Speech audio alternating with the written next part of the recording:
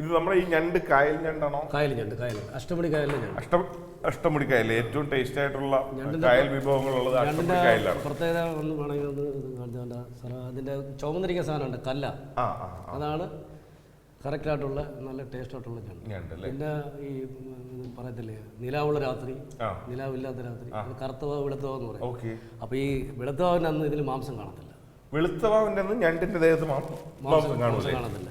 അതൊരു പിന്നെ നമ്മളെ നാട്ടിൻപുറത്തൊക്കെ ഈ കച്ചവടം ചെയ്ത ഞണ്ടെന്ന് പറഞ്ഞാൽ ഡെയിലി കായലിൽ പിടിക്കുന്ന ഞണ്ടല്ല, അത് കണ്ണൂരിന്ന് അതിനായിട്ട് വളർത്തുന്ന ഞണ്ടാണ്. പക്ഷെ ഇത് നമ്മുടെ അഷ്ടമുടി കായലിലാണ് അല്ലേ? Okay okay.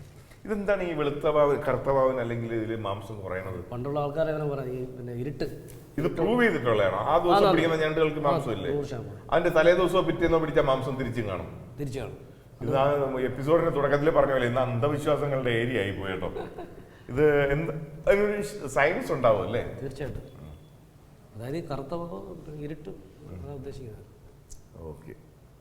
അല്ലെങ്കിലും ഈ പണ്ടൊക്കെ പറയാറുണ്ട്, ഈ വാവ് കഴിഞ്ഞാൽ അടുത്ത ദിവസം പൂർണ്ണചന്ദ്രനെയാണ് കാണുന്നത്. ഒരു ഇരുട്ട്, അത് മനുഷ്യ ജീവിതത്തിൽ ഓർത്തു വെക്കാൻ പറ്റിയ ഒരു കാര്യമാണ്.